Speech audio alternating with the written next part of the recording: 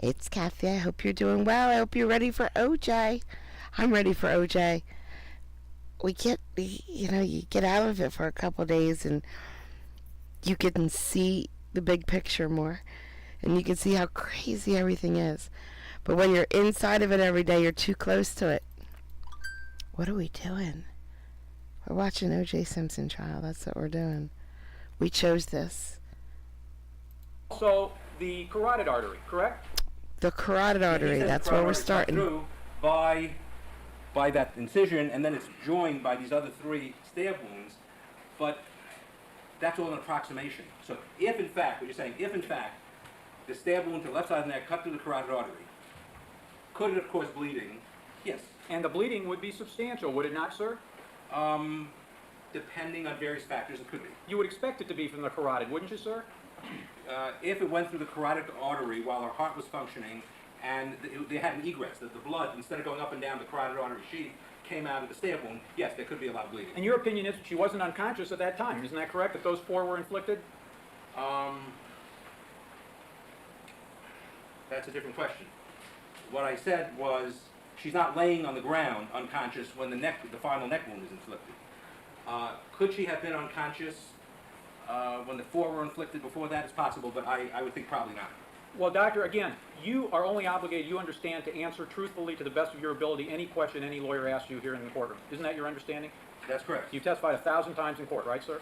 That's correct. Sir, if you have the belief that you cannot answer a question due to a lack of foundation, lack of information, lack of ability, for whatever reason, you understand you can give that answer. If I can't give an answer, I can't give an answer. But you were saying, is it possible that she was bleeding out of the left side of the neck? Certainly it's possible that she was bleeding out of the left side of the neck. And if that were the case, sir, that would account, would it not, for the blood that is on that first step? Isn't that correct, sir? Objection, Your Honor. You can't take the first step of a possibility and then... That's not an appropriate objection. Sustain, however. Objection. Sustain. Rephrase the question. Doctor, if in fact the left internal jugular and left carotid had in fact been punctured by one or more of those 3 stab wounds along the left side of the neck that were more than superficial, and in fact did cause external bleeding, in your opinion, sir, would that be the kind of bleeding that can account for what is seen on the second step? Objection assumes 2 facts and evidence. Over. It could account for the amount of bleeding, but not the type of bleeding. A puncture to the carotid artery would spurt out and cause more of a spurting on the various steps involved, rather than a pooling of blood, which is more typical of venous bleeding. So if you're saying if the internal jugular vein is cut and she's laying in that position for a while, could she bleed out in that fashion? From the vein, she could. Doctor, do you see what appears to be spurts of blood along that second step, or the first step, I should say, above the walkway? There's some droplets of blood, but that's not the kind of, from a carotid artery. Yes, Denisha, but not too long into it. It would go over all the jurors very rapidly because it's under very high pressure. So that could be from cuts on the neck. Yeah, she could bleed from cuts on the neck if her head were... I'm not going to tell you exactly how much longer we have, in support but it will be January. A little bit. of why he believed that her body was down in the position roughly that it is seen in photograph CS11 at the time her hair was pulled back with the left hand and her neck sliced with a knife held in the right hand, concerning the absence of blood along certain knuckles of the left and right hands of Nicole Brown Simpson. Do you recall that testimony, sir? Objection, compound. Over. I recall some such testimony, but I don't agree with it. Well, doctor, would you agree that if the last injury inflicted was the stab incise wound across the neck, and that wound did in fact cut both the left and right carotid arteries and the left and right internal jugular veins, that there would be immediate and massive bleeding? I agree. There'd be within a couple of seconds of the neck wound, of the cut wound across the neck, there'd be very heavy bleeding, yes. And doctor, do you agree that there is a massive pool of blood around the head and the left knee of Nicole Brown Simpson as seen in photograph CS11? There's a lot of blood. I wouldn't say it's massive. A lot of blood. I mean, the blood is all very thin. 5 or 10 ounces could account for that. That's not massive. And doctor, do you agree? Well, doctor, how much is in the human body? 5 quarts. And that would translate in some fashion for Maybe us. a quart. Maybe a quart would be out there at most. At most, the blood, when it spreads out like that, gives the appearance of being a lot more than it is. It's enough to kill her, though, right? Well, she lost enough blood to kill her, which is a quarter, 1 or 2 quarts. Now, doctor, looking at the hands on CS40 and CS39, do you agree that there is an absence of blood on certain of the knuckles of each of those hands?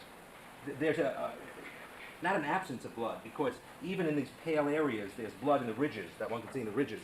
It's just it's not spread uniformly. So I don't, there's some blood in here. You can see it if you look in with a lens. But it's not as much as in the other parts of the hand. Doctor, you understand this to be the left hand that's shown in CS 39? Or the right hand? It looks more like the right hand, sir. The watch seems to be on the right hand. All right, and doctor, isn't that actually the left hand? If you're talking, I'm sorry. I get my left and right confused sometimes. That's the left hand underneath her that has the watch and the rings, some rings on the hand, but I'm not sure if the same rings. Doctor, would you agree? Different rings. Two hands. So this is the left hand on CS 39? That looks like the left hand, yes, sir. And the left hand is the one that we see in CS 11 next to what appears to be the left knee, is that correct? Yes. And doctor, would you agree that on the knuckles of the index and middle finger, there does appear to be a significant area of paleness in comparison to what appears to be the covering with blood on the fourth and fifth fingers, knuckles? There's less blood, yes. And doctor, would you opine that that condition is consistent with the hand having been in contact with the ground at the time the blood flows from that stab wound around the hand? No, not at all. If I were killed and I'm bleeding and I'm dead and there's all kinds of blood flowing before my hand gets to the ground, once my hand gets to the ground and stays in that position for 10 hours before it's moved, blood will accumulate, congeal in irregular patterns. That is, I could have a fresh hand and goes down on top of a layer of blood that's already there, and it'll press out some of the blood. So one cannot tell by looking at this whether the blood was present or not present when the hand went into it, number one, and number two, she continued to bleed for a while after the hand went into it. So there was blood before, there's blood after, and you cannot tell after 10 hours whether the hand was on the ground before the blood came down there. I would disagree with that. All right, doctor, would you say that at the instant that the injury was inflicted, if the blood flowed and a pool started in front of her head and the hand, her left hand then hit the floor, hit the tile floor, that the hand would be coming in contact, all the knuckles would be coming in contact, the knuckles that come in contact with the surface would be coming in contact with blood? Yeah, with the vagaries of blood flow. When the blood is coming down, there are rivulets, there are streams, and eventually it coalesces and the hand goes down. There are all kinds of ways in which the hand can come down in the area of the blood, and then more blood comes on top of it, and then the dog runs across it. So there are all kinds of considerations one has to take in, and I don't think one can say with any reasonable degree of medical certainty that therefore that hand was on the ground before the blood came down. And so to you, doctor, it is of no significance in making that evaluation that two of the knuckles appear to be heavily stained with blood and two of the knuckles appear to have significant areas without the appearance of blood on the left hand as shown in CS 39. Yeah, the main significance that would have is that when the hands are down, the second and third, the knuckles of the second and third hand protrude more than the knuckles of the fourth and fifth fingers, so that as the blood flows and congeals, the part of the hand that's not pressed against the ground will get more and more blood on it. And your answer, I assume, would be the same in interpreting the right hand as shown in CS 40. Depends on the position of the hand and the blood, so that Denisha, one I can am easily so overinterpret sorry. these things, but one can't tell the position at the time of the bleeding 10 hours later of the way the blood is dry. By the way, doctor, with Nicole Brown Simpson's hands, in particular the right hand in contact with the area where there's blood, would you expect that her blood would get under her fingernails in that area? It could, And if there's blood around. Blood could get under the fingernails, certainly if there's a lot of blood around. But what pertinent to your question is, even though a person's neck is cut and blood spurts out, then there's a few seconds of consciousness and movement, then a loss of consciousness, but the person can still move while unconscious, and then eventually the heart stops. It doesn't happen instantaneously. I think Process. you can retake the stand. May I have just a moment, Your Honor? He's too keyed up to sit down. I'm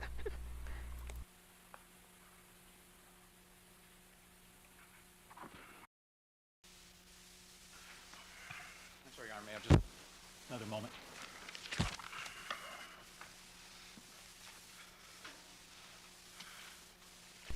8 days. It wouldn't have been anything like this at all.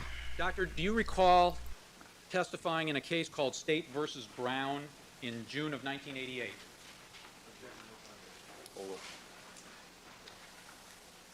Could you tell me where that was? Let me, it's Timothy Brown is the name of the defendant, and let me pull the transcript for you. A lawyer by the name of Mr. Maynard. No, maybe if you give me the name of the decedent, it would be more pertinent to me. May I approach, Your Honor? Yes, you may approach, Mr. Shapiro.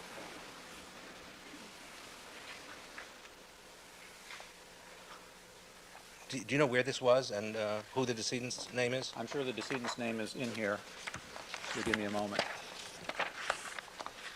We have so much snow outside right now. It's so pretty. Neil Watson. I don't recall. This is 1987. I don't recall. 1987 death, but a 1988 transcript, June of 1988, Doctor. I do not have an independent recollection. You don't know the jurisdiction of, is this Albany or New York or elsewhere? Doctor, let me first invite your attention to a particular area and see if that refreshes your memory at all.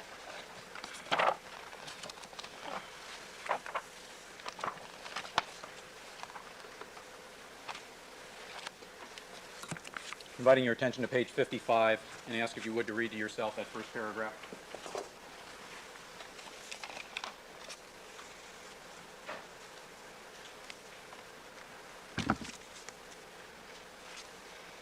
We would have heard a lot more about his actions immediately prior to the murders. How he was in that restaurant. How he made everybody feel how angry he was. We would have heard a lot more about the prior domestic abuse.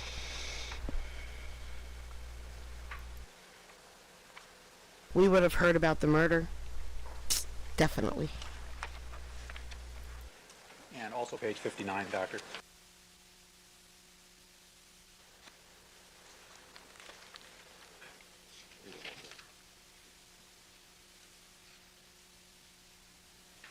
The police would have collected the evidence correctly, stored it correctly, tested it correctly.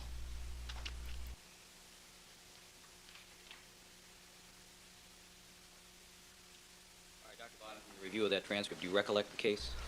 Wait, No, I do not. how Motor long accident did case, I Daryl don't Brooks recollect last? it Immediately. I gotta Google it because I need to know. Doctor, did you see, however, on the first page that it does appear you are the witness called to testify? Yes.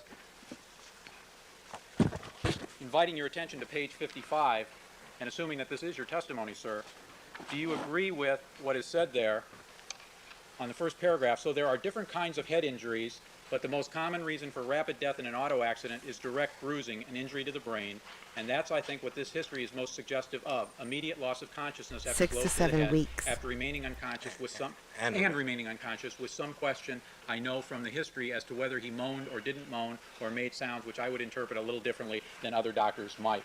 Do you agree with that? Objection, there's no foundation. Sustained. Doctor, do you believe that in different kinds of head injuries, the most common reason for rapid death in an auto accident is direct bruising and injury to the brain? Objection, irrelevant. Sustained. Sustained. Do you believe that injuries to the brain cause immediate loss of consciousness from the injury to the brain? It may or may not, depends on the degree of injury. I would agree that, the deaths in auto accidents are highly due to head injuries and brain injuries, but very severe brain injuries. The contusion to Nicole Brown Simpson's brain is a brain injury, is it not, sir? Yes, And is an injury which can cause immediate unconsciousness, can it not, sir? it can or it may or may not. That's, as I said before, Mr. Kilberg. Now, doctor, you were asked yesterday about a shoe worn by Ronald Goldman. Do you recall that testimony? Yes, sir. And if we could put 1316 back up on the Elmo, Defense Exhibit 1316.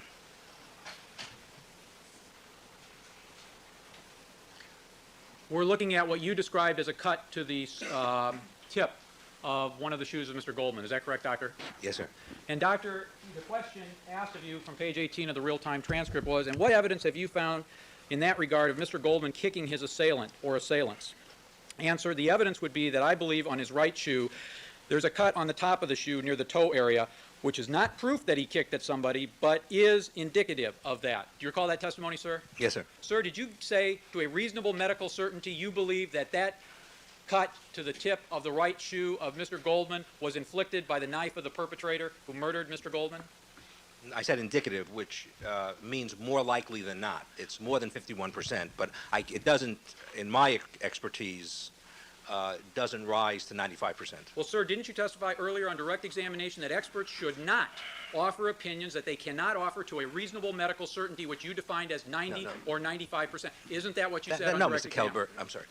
No, Mr. Kelberg. What I'm saying is that experts should be asked questions by lawyers that require more than just possibility. If you ask a physician any question beginning, is it possible, we almost always have to say yes. If you ask me, is it more likely than not, that gives a little bit more substance to my opinion. If I can say to reasonable medical certainty, that gives greater substance to what I think. I may still be wrong, but at least that's my opinion. And this, okay.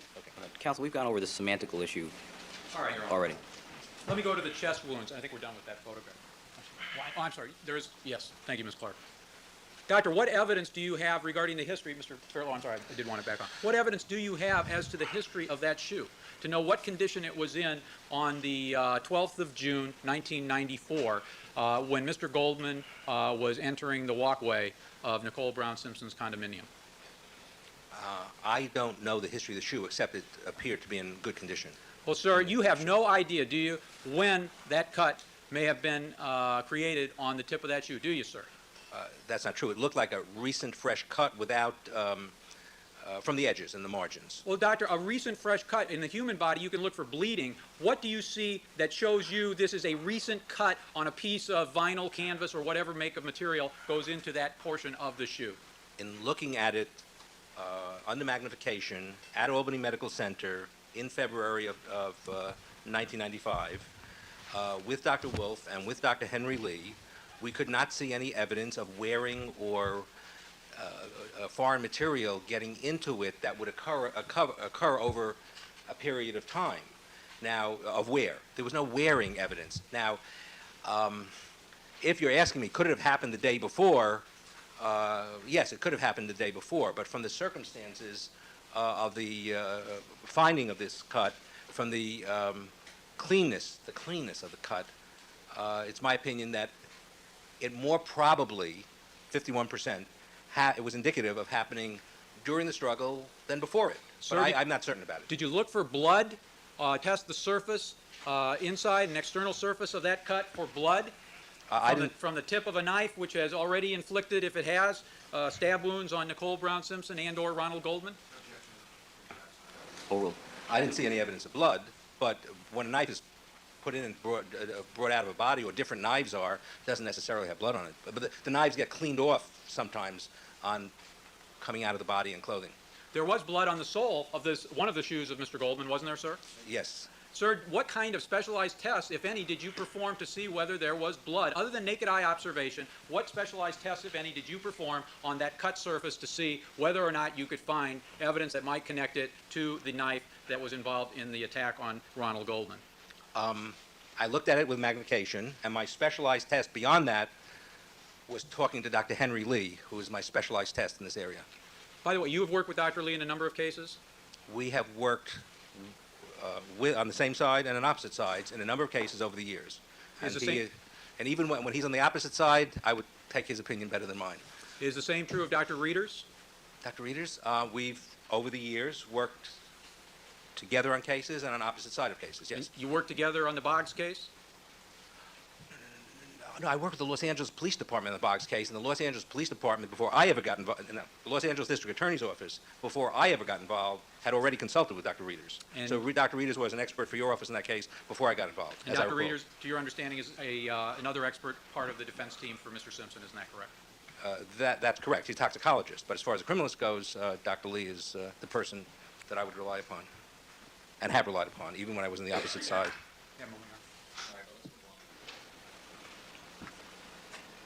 Doctor, did you hear testimony, or have you been apprised of testimony that a test of the, or of information that a test of the blood on the sole of Mr. Goldman's boot was consistent with a mixture of Nicole Brown Simpson's blood and Ronald Goldman's blood? I recall such evidence and testimony, or evidence at least, but I'm not in a position to evaluate that. That's beyond my expertise. Would that suggest that the knife, if it was one knife, that deposited that blood in a fly-off, cast-off manner? Sustained. Doctor, let me ask you about the chest wounds, again, of Mr. Goldman. You testified, as I recall, that you believe the left jugular vein fatal injury occurred early on in the struggle, correct? Yes, as compared to the chest and the chest and abdominal wounds. And you said that at a minimum 5 minutes must have passed between the jugular vein injury being inflicted and one or both of the chest wounds being inflicted. Is that correct? Yes. And yes. you said it could be, and more likely was 10 minutes past, correct? Yes, that more likely 10, but a minimum of 5. And could be as much as 15, you said. Well, just looking at the wounds themselves, yes. Just the wounds without knowing any of the history. Yes. In fact, just looking at the wounds, the cut wound in the neck bled actively but slowly, and the stab wounds in the abdomen with very little bleeding could have happened hours later. That's not my opinion, but I'm just saying that's what we could tell from an autopsy. And But it had to be at least 5 minutes. all right, doctor, and that's based upon Dr. Golden's description of the volume of blood in the pleural cavity, correct? Yes, that's largely based on that. Yes, Mr. Kelberg. Now, doctor, isn't it medically true that blood can seep out of that pleural cavity through the the holes created by the stab wounds if the body is in a position where those wounds are in the dependent area, that is, down, as Dr. Lakshmanan so testified? No, not usually. See, with a stab wound, as opposed to the cut wound of the neck, a cut wound of the neck continues to bleed in a downward position, but a stab wound through the chest goes through skin, fat, muscle, between the ribs, through the ribs, in fact, and when the knife is through clothing, when the knife is withdrawn, it all kind of collapses together. So we do not see normally blood coming out of the chest wounds unless the chest cavity is filled to capacity or near capacity.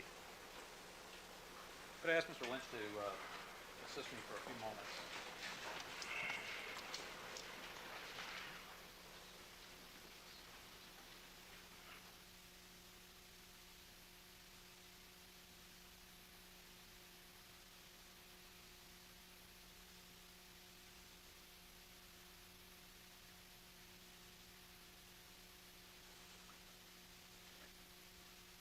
It's about to flip to the next video, so we're just going to let it flip. Doctor, in your opinion, then, Dr. Lakshmanan is wrong when he testified that, in his opinion, the stab wounds to the chest, which are to the right side of Mr. Goldman's chest, could have resulted in No, it's not. seepage I was looking at from the the wrong chest spot. to the environment I'm when tired. Mr. Goldman's body ends up in the position as shown in photograph 43E of Exhibit 362. Yes, I would disagree with it for a number of reasons. One, if a quart of the chest cavity normally, if we're stabbed while alive, fills up with about a quart and a half up to 2 quarts of blood. All that Mr. Goldman showed at the time of the autopsy is described, I think, of 100 to 200 cc's, which is about 3 to 6 ounces in the left chest. So if he were alive and the heart were pumping, maybe over a quart of blood would have had to seep out in the position that he's in, which we don't see any blood in the soil, and there's no, when the body is removed, there's not much blood in that area. What To about- start with, if I may? Sure. Secondly, there's another stab wound to the right side of the abdomen that goes through the aorta. That also didn't bleed. And that one, Are you sure about that, doctor? Isn't it on the left side? Wait. That's why I said wait. Let him finish his answer. I'm sorry, I just wanted to correct what I believe he's mistaken about. Well, you can ask another. That's okay. Oh, hold on. Hold on. Wait. Both counsel. All right. Ask the question again and proceed. yeah, I apologize, I may get my right side and left side mixed up sometimes, and I appreciate Mr. Like a Pepper's Ford correction. motor. But 402. the stab wound in the abdomen that goes through the aorta also bled Right? very little. Wait. And it was about 100 cc. That's of right, blood. That would right? have massive bleeding and Am also I fills wrong? the abdominal cavity. So that was the basis for my opinion that the stab wounds to the chest. And I also don't to the know if abdomen, I'm right or wrong right now. Maybe I'm occurred just when the heart delirious. didn't have enough blood to keep beating. It was beating, if at all, very feebly. And the amount of blood on the shirt, you see on the shirt, doesn't account. It's a very, 3 ounces of Oh, I blood think at it most. is 402, And on the shirt, right? and that's all countable from the left side of the neck. God bless you, Mr. Clark. From the left side of the neck down, and there's surprisingly Google little it. blood in the shirt. Doctor, how did you quantify the amount of blood on the right side of Mr. Goldman's shirt? just from 30 years of experience, Mr. Calvert. Just Very look, much. just looking at it. Yeah, looking and handling it, and there's blood on the shirt. I felt it was consistent with the I don't oozing need of the blood Google when I have coming Josh. from the jugular vein that was oozing down on the left side, which is what killed, which in my opinion, Mr. Calvert, is what killed Mr. Goldman, was the oozing from the jugular vein, and that takes time. It takes 5 or 10 minutes to lose enough blood that way, as opposed to Ms. Simpson, who would lose it in less than a minute. Now, doctor, your testimony was that the staining of the left pant was due to the left jugular vein oozing the blood over this lengthy period of time. Was that your Well, opinion? lengthy period, I think 5 minutes is lengthy or short, depending on perspective, but it was, I could have used most that of it was, in my opinion, magnifying coming glass from on the a left couple jugular dates I vein, went on. Just saying. down the left side of the body, down the pant leg into the left shoe. In the course of that, there is a stab wound in the left thigh that could have contributed something to it, but there's a lot of blood above it, and that thigh wound would not bleed nearly as much, didn't hit any blood vessels of note in the report, so it didn't contribute much to the blood. It was mainly the jugular vein that caused it. And that wound is G17, right? The thigh wound?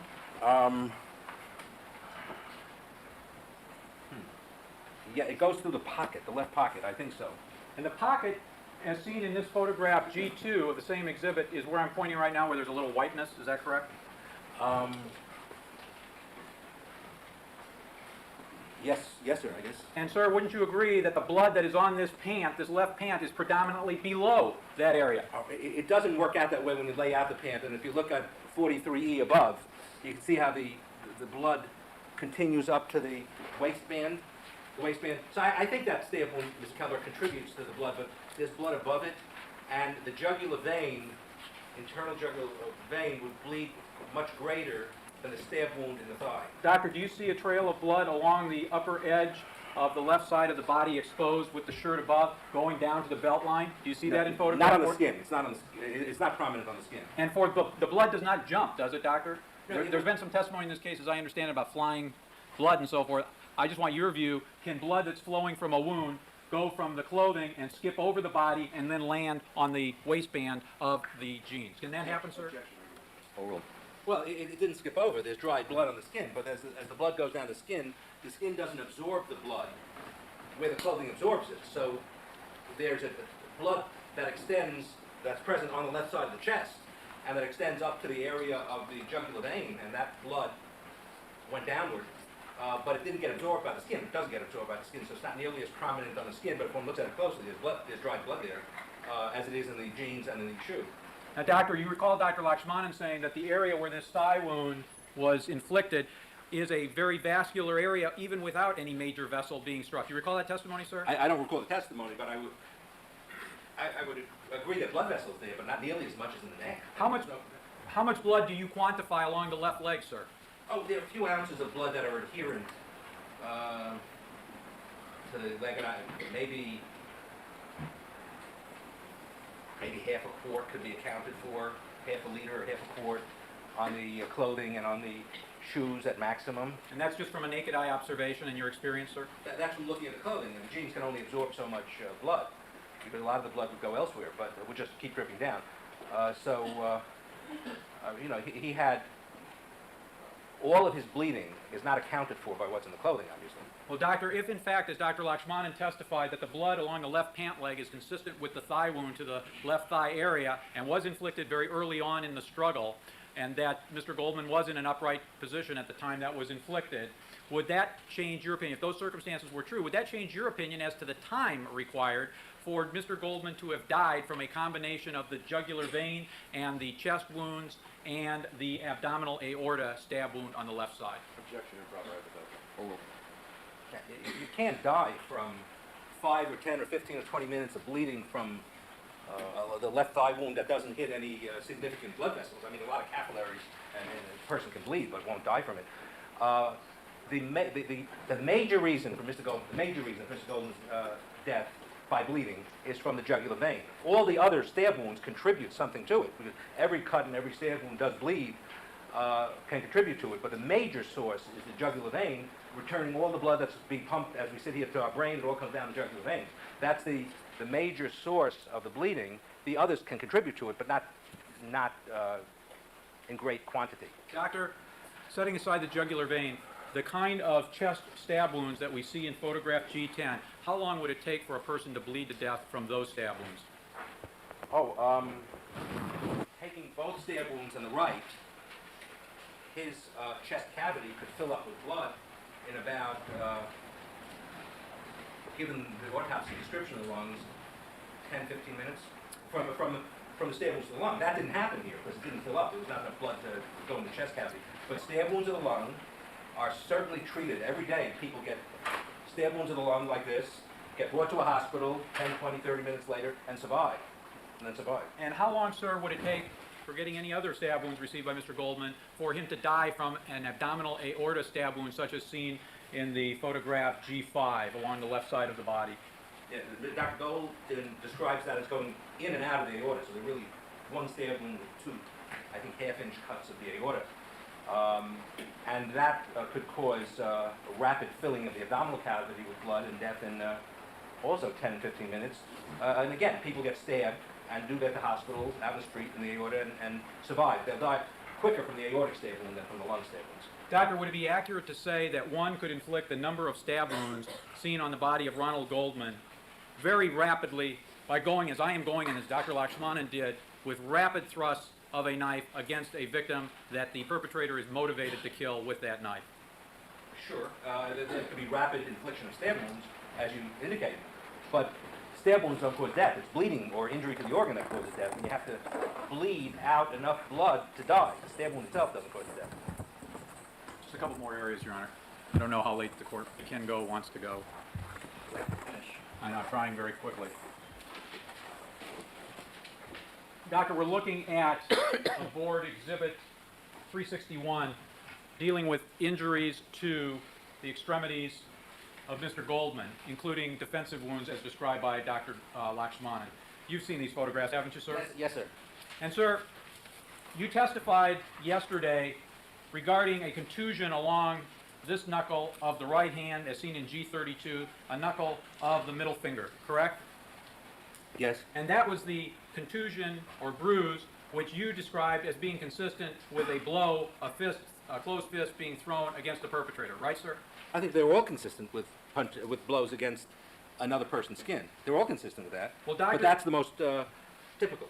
Doctor, do you recall the testimony of Dr. Lakshmanan that there appeared to be punctate abrasions centered on the other contusions seen in that right hand? Do you recall that, sir? Yes. And a punctate abrasion is not caused by a blow struck against a smooth surface, is it, sir?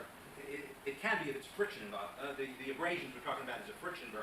So theoretically, I could punch Mr. Shapiro and rub my finger across his, he punched me better, and rub my finger across the face and get a little bit of a friction. But the rougher the surface, the more likely there'll be an abrasion.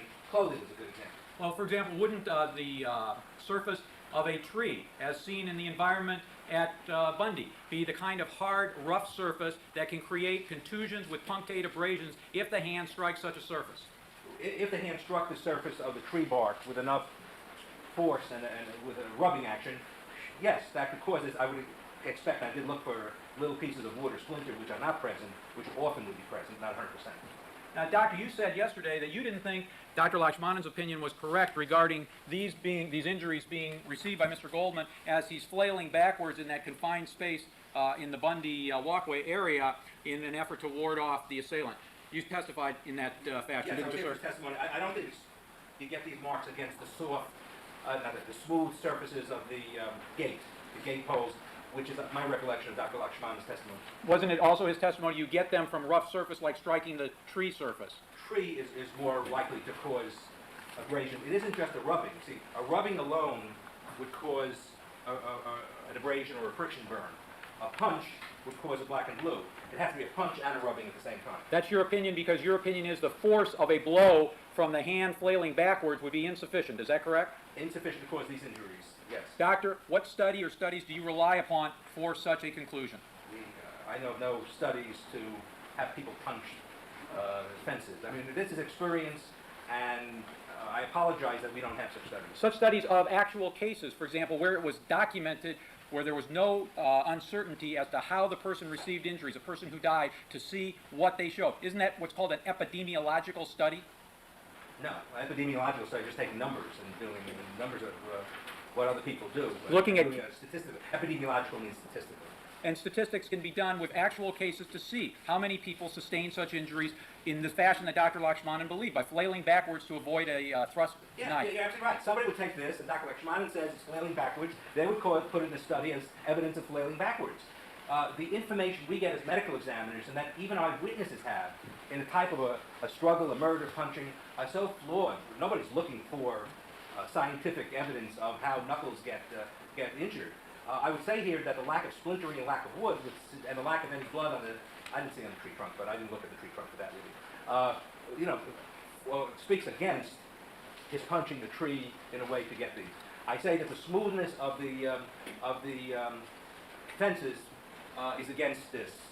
I would say that in my experience, when people are killed and murdered in a struggle, that usually injuries to the hands are caused by defensive or offensive action against the perpetrator. That's my experience, and I think it's a reasonable experience. Doctor, would you agree that it is natural and reasonable to expect a person against whom a knife is being thrust to try and back away, if possible, from that knife? If that happens, they don't get bruises on the hands and knuckles. Sir, if they throw their hand back like I've just done to try and avoid a knife that's been thrust, would you expect the force from that movement to be significant? That could happen. That's not my experience of how people react when they're being murdered. Sir, how many crime scenes have you been at when the murder occurred so you could actually see what people did to try and avoid a thrust knife? I have been at literally thousands of homicidal crime scenes over the 30 years. I've interviewed people, I've interviewed police officers. We can't get that kind of information. Who's going to say exactly what happened? This answer is not responsive to No, the I'm sorry. specific question. Mr. Kelberg, would you take a step back? I think 160. You're shielding 165 out from the exhibit. I'm sorry. Juror I think you need to turn it 7. just a little. Juror 7. Can't see. Right. Again. All right. Mr. Lynch, maybe move it back to its mark.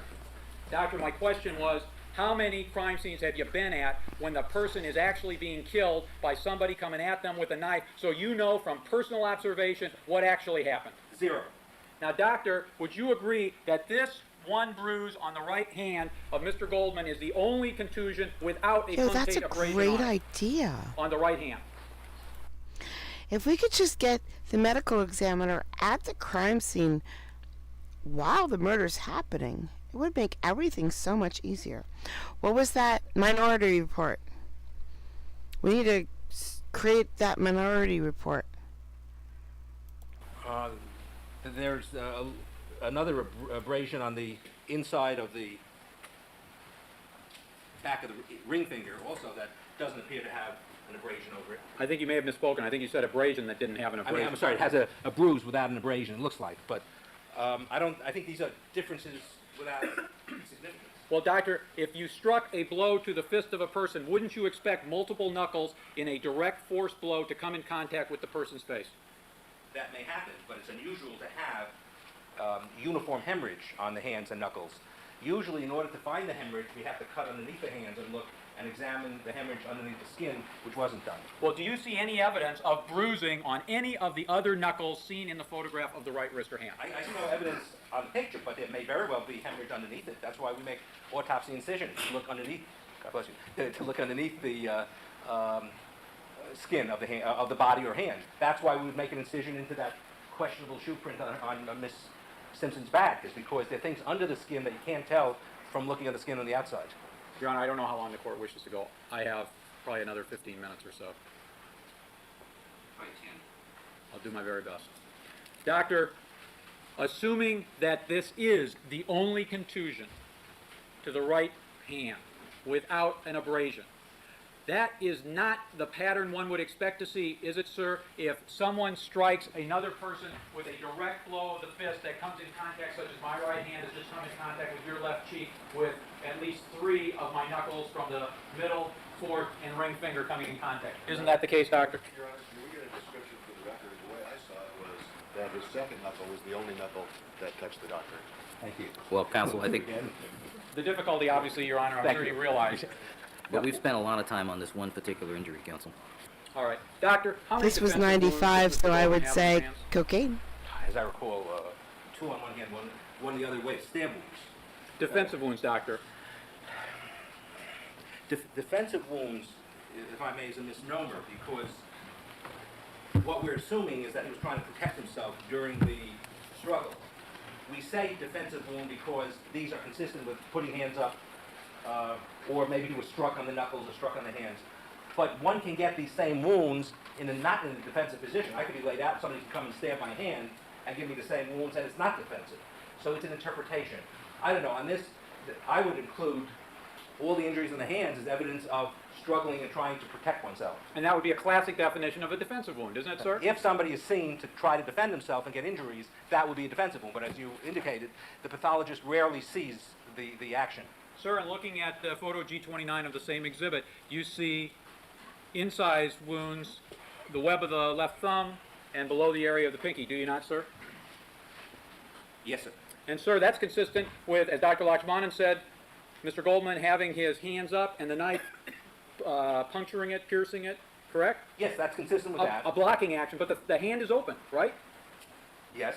And also it is possible that it reflects an effort to grab the knife to prevent the knife from being thrust into the body of Mr. Goldman, does it not, sir? If there were incised wounds, it would be that, but it could be. Could be. Well, sir, what does Dr. Golden's report indicate they are? Defensive wounds. He characterizes them as defensive wounds. I think it's stab wounds. Now, doctor, aren't there also other wounds on the left hand, in the middle finger, Yes. at the distal end, and in the little finger, I'm sorry, the middle finger at the distal end, the little finger, there's a flap of skin and an abrasion, is there not, doctor? Yes. And doctor, those are evidence of defensive wounds also. Could be. Could be. And consistent with, again, the hand has to be open for those to be inflicted, right? Well, unless the hand, as you say, grabbed down over the knife blade and closed itself over the knife blade. Let's look at the right hand, G34 and G35. We're looking at the palmar surface of that hand now, aren't we, sir? Yes. And do you see similar kinds of defensive wounds with the incised condition? Yes, there are two on the right hand. And in fact, isn't there also, I believe, excuse me. All right, let's start with those two. Again, consistent with having the hand in a blocking action from the knife coming forward? It could be. Consistent with the knife being grabbed by Mr. Goldman to prevent it from stabbing him? No, that's more stabbing. What the intention is, whether it's the intention to block it or to grab the knife, obviously we can't tell that from these findings at autopsy. But it's consistent with protecting himself. You can't throw a fist with your hand open, can you, sir?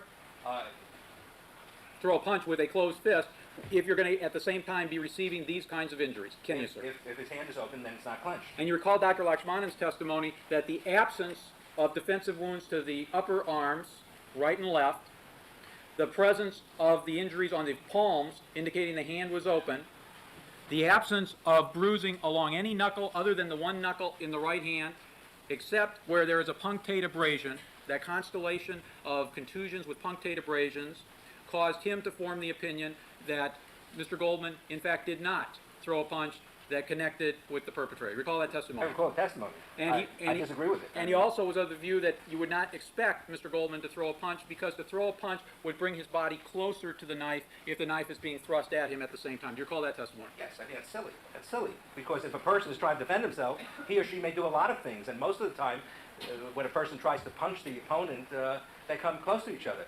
I think here, certainly, that's evidence that his hand was open. For the fact that Mr. Goldman's hand was open, it doesn't mean 10 seconds later he will make a fist. I mean, having the hand open isn't inconsistent with making a fist at some point. May I approach, Your Honor? Doctor, and I think you can read. I just want toilet paper because everybody's full of shit. People keep giving me shit. I need toilet paper. Doctor, I want to show you from the Spitz and Fisher book, pages Pink 260, sparkly unicorn toilet paper. 261, 262, 263, and 264. Would you take a look at those pages, please?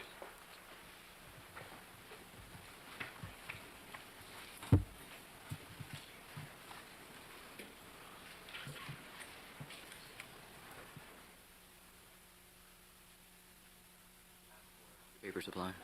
You gonna last another 10 minutes? All right. I had a nickel for every time I said that.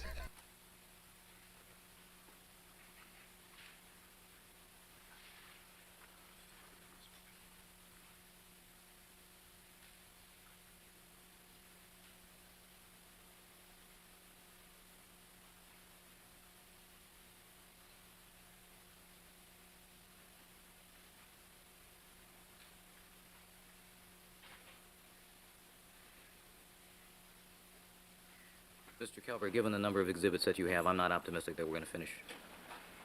And the jury has an appointment this afternoon. Whatever the court All right.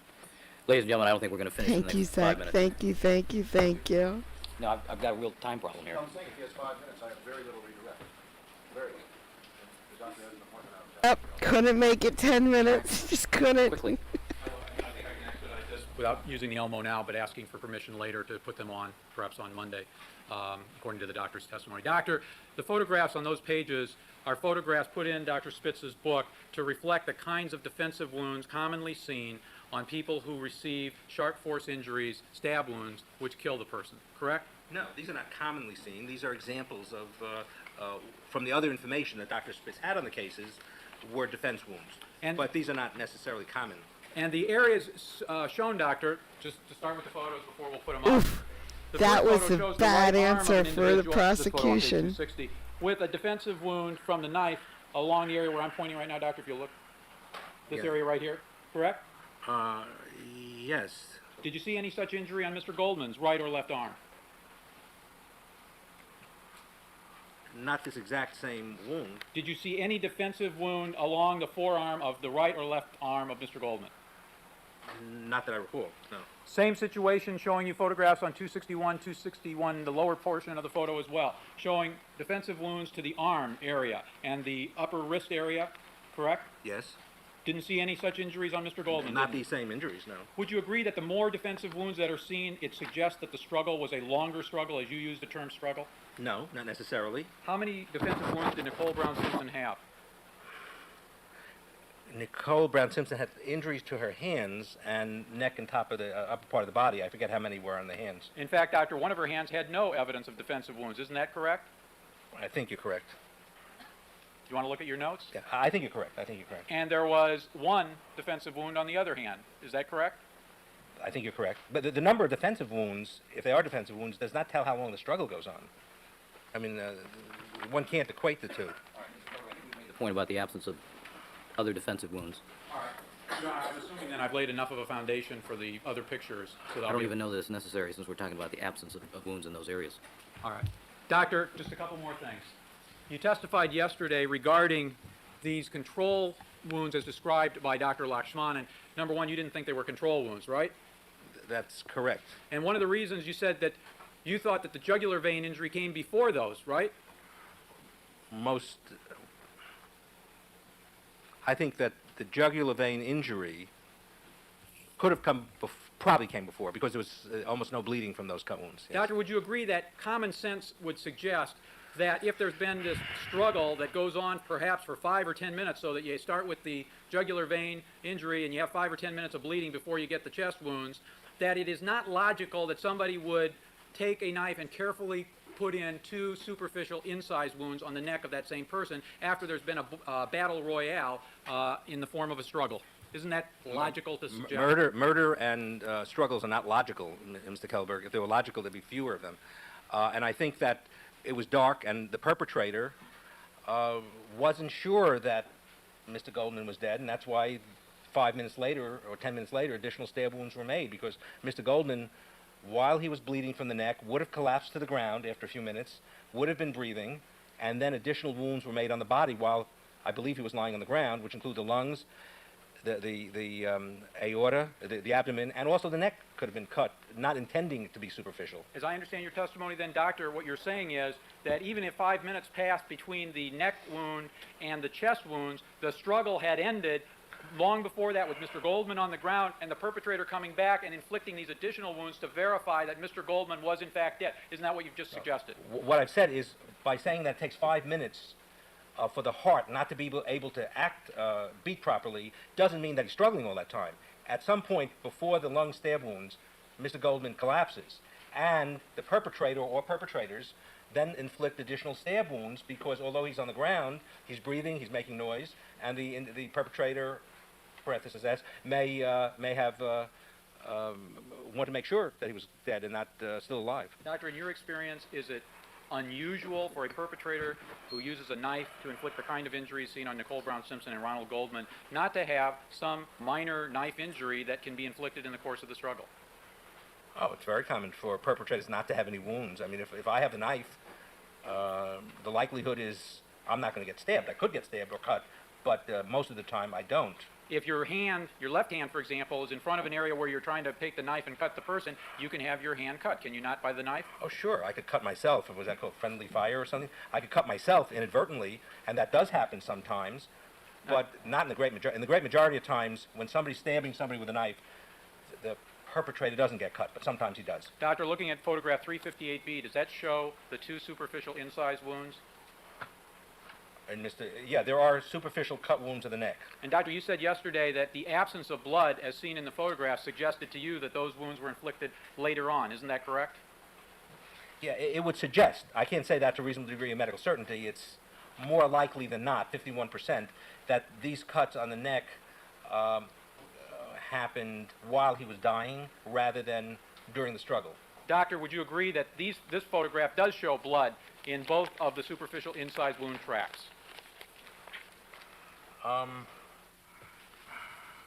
No, I don't see that. I don't see that. It could have. I can't be definite about this. It could have happened during the struggle or near when the heart pumping action is diminished. I just have one last set of photographs that I had here a moment ago.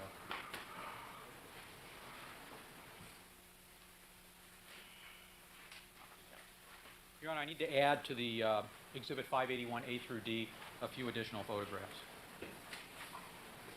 The Chicago photographs? These are the Chicago photographs, Your Honor. Doctor, you recall testifying yesterday about what Mr. Simpson told you with respect to a cut on his hand? All right, counsel, we have to quit at this point. We have to quit. We have to quit at this point. I have less than 2 minutes for questions, and if Mr. Culver does, if you've asked him and given him time limits, I'd ask you to enforce those time limits.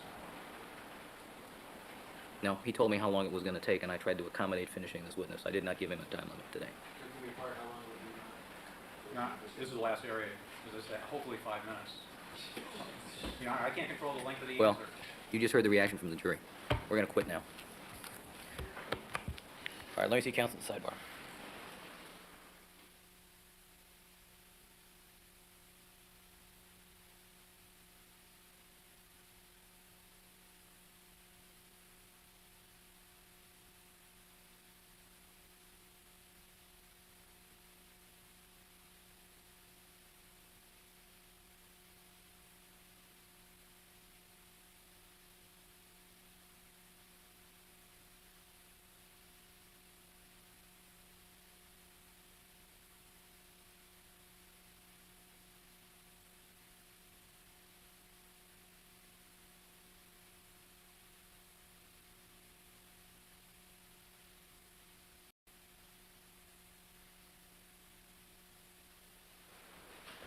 Mr. Kalberg, 2 pictures, 5 questions. Your Honor, can I have less questions but more pictures? Yes. 7 additional pictures, whatever the alphabet is from E through, or 581. Doctor, let me show you these additional pictures and ask you to assume again they were taken in Chicago, same time as the ones you saw yesterday. Yes, sir. Have you looked at all of them? I'm looking at them. I take it, Doctor, you've seen these before? Yes, sir. I've seen these before. Proceed. Doctor, there is a washcloth in one of the photographs, at least one of the photographs, that appears to have some blood on it, correct? Yes, sir. Yes. And there is a bed sheet, I think, seen in 2 of the photographs that appears to have a small area of blood on that. Is that correct? Yes. And doctor, if in fact Mr. Simpson had cut his hand along this middle finger when he was in Los Angeles, and in fact he did some kind of action with his hand in Chicago that caused it to re-bleed, is the amount of blood you see on the washcloth consistent with that circumstance? No, I think he would bleed more, but he could have bled, had a little bit on the washcloth, the rest of it cleaned up or something. But he would have bled more than is on the washcloth, but it could have been washed away or cleaned up. You have no evidence that that in fact occurred, though, do you, sir? No, no. Now, doctor, would you expect bleeding from such a cut along the middle finger to be more extensive if this was cut initially in Chicago than if it were a rebleed, that is, a reopening of a cut that had been received in Los Angeles? I can't Have give fun an at answer on that. church, Terry. It's Bye. highly variable depending on the injury that caused it to reopen. And doctor, you have no way of knowing, do you, sir, whether the explanation given to you by Mr. Simpson was the truth or not, do you, sir? Overruled. it was consistent with the findings, but I have no independent way of verifying it. Thank you, Your Honor. No further cross. Good afternoon, ladies and gentlemen. Thank you for your patience. Dr. Bodden, you were asked by Mr. Kelberg whether or not you, in your experience, have been retained for purposes of consultation by both the defense and the prosecution. And you answered you had. Is that correct? Yes, Mr. Shapiro. And then you answered in response to his question that it was your opinion that if your findings were different than the person who was asking you to investigate, for example, if Mr. Kelberg asked you to investigate and your findings were different than his theory, your opinion was you would not be called as a witness. Is that correct? Yes. You have been a forensic pathologist for how many years? Over 30 years. You have headed medical offices? Yes. You have testified around the country and internationally? Yes. On how many occasions in the last 30 years are you aware of a situation where a medical examiner did an autopsy, came to conclusions, was available to testify, and was not called as a witness in a case? Objection argumentative. As I sit here, I can't think of a single instance. And you're aware that Dr. Golden was not called in this case, are you not? Yes. Thank you. Nothing further. Just one question. Doctor, you're also aware that if you thought there was anything significant that Dr. Golden could add, Mr. Shapiro could have called him just as well as I could. Correct, Doctor? That, yeah. Just name. Nothing further. All right, Dr. Golden. Excuse me, I'm sorry. Dr. Bannon. Dr. Bannon. Thank you, sir. All right. Ladies and gentlemen, I want to thank you for your patience today. I also want to pay tribute to our court reporter today, since this was an extraordinarily difficult job. Dr. Bannon, you can step down. All right, ladies and gentlemen, please remember all my admonitions to you. Don't discuss the case amongst yourselves, form any opinions about the case, conduct any deliberations until the matter has been submitted to you, or allow anybody to communicate with you with regard to the case. Have a pleasant weekend. Enjoy the activities this weekend. We'll see you Monday morning, 9 o'clock. All right, we'll stand in recess. Thank you, counsel.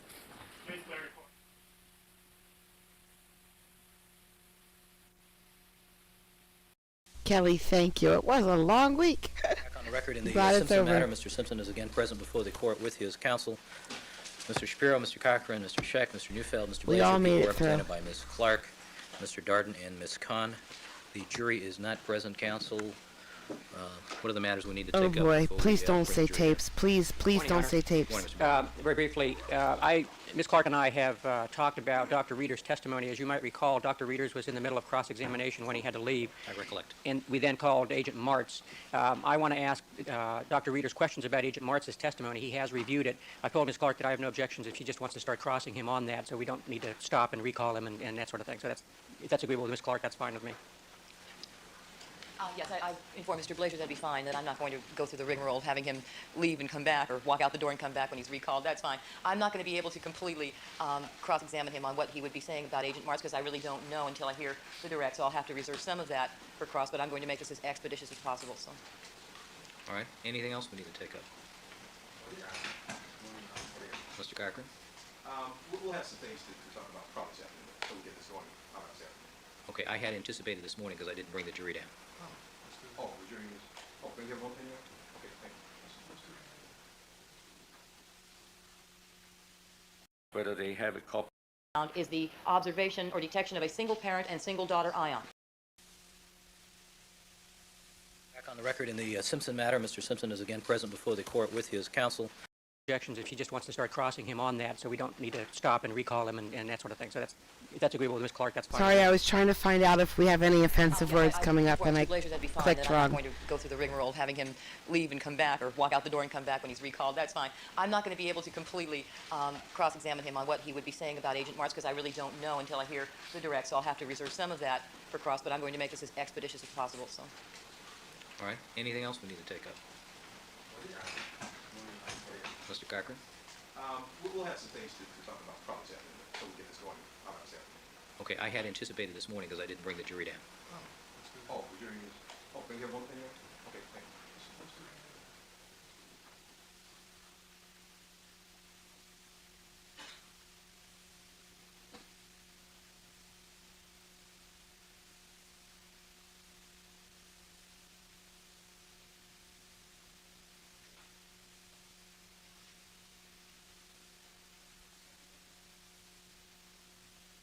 Did they give you better meds? Did they change your dose? Did they fix it?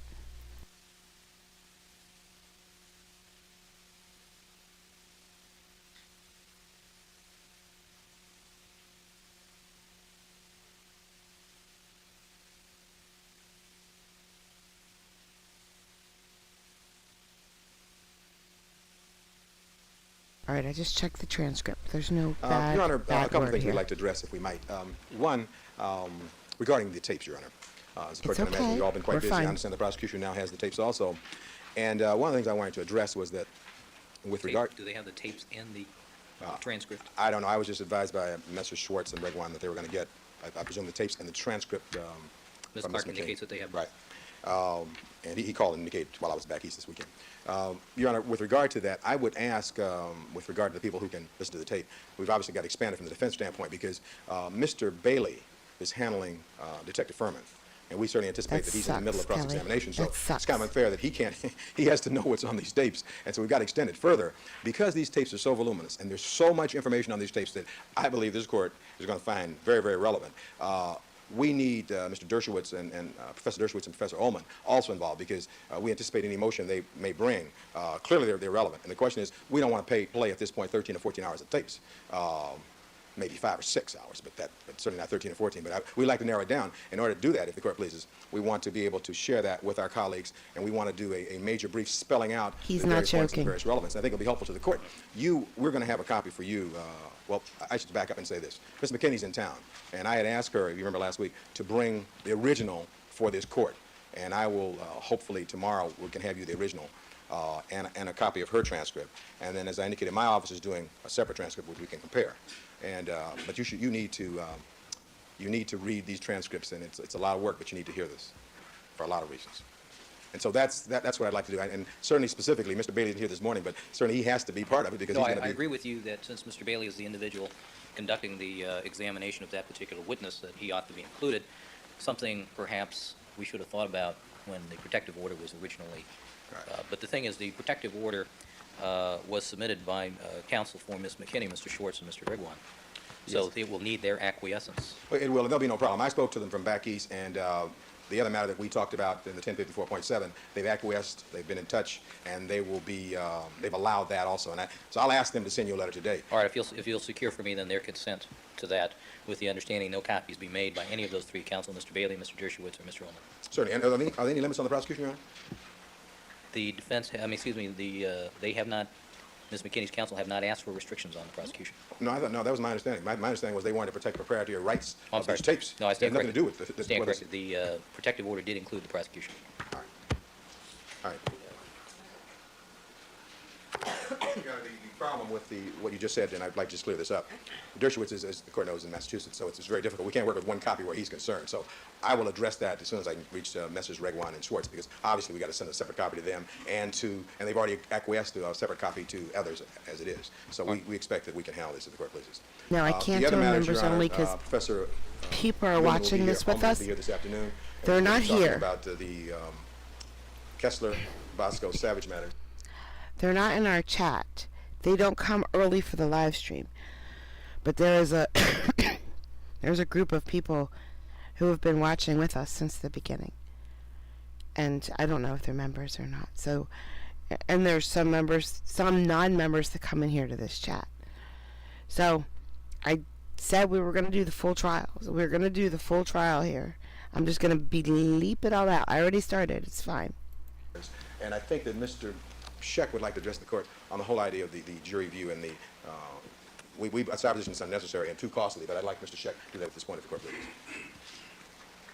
All right. Well, here the problem, Mr. Scheck, though, is that the individuals from the district attorney's office who are present aren't here. Why don't you put it in writing, put your objections in writing. Okay. All right. All right, the record should reflect that on Sunday evening at 8 o'clock, the court met with Mr. Scheck and Mr. Douglas and Mr. Yokelson and Mr. Hodgman, and the five of us went to the Bundy and Rockingham locations in the evening hours to view Bundy and Rockingham for the purposes of determining whether or not a nighttime viewing would be appropriate in this case. And I'll take up any objections or suggestions from counsel in writing, but we should resolve this issue by Wednesday. All right, anything else before we bring the jury down? Yes, sir, I think we should first start On what issue? on the tapes issue. We're not going to discuss the content of the tapes, are we? No, I mean, is there anything we can't discuss here in open court? yes, it is something that we can't discuss here. Why is that? Yeah, I really, think we should address this at sidebar. All right, with the court order, please. And Deputy Jax, would you make arrangements to have the jury brought down, please?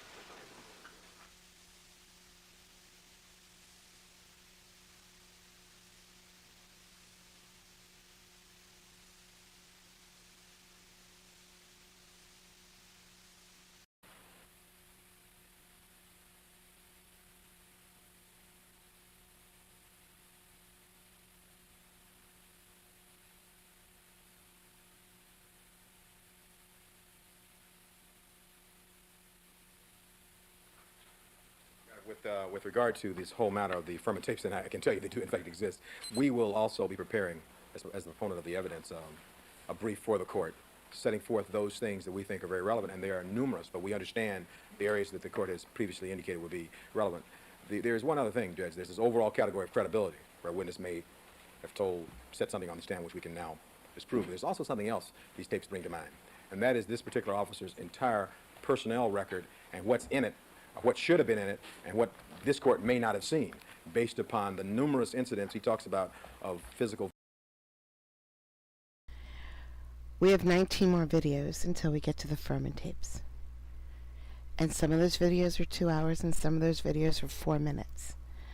So I would half it, and then half that, and add it to the half. So 20, 10, 15 more streams is a guess. It's a pretty solid, accurate guess too, because I'm good at math. But so yeah, we have about 15 more days until we hit the Furman tapes, I think. 19 more videos. Half of them might be 2 hours long, so 10 streams, and then all the rest that aren't 2 hours long might equal 1 hour each. So half of that 10 is 5. That's where I got the 15.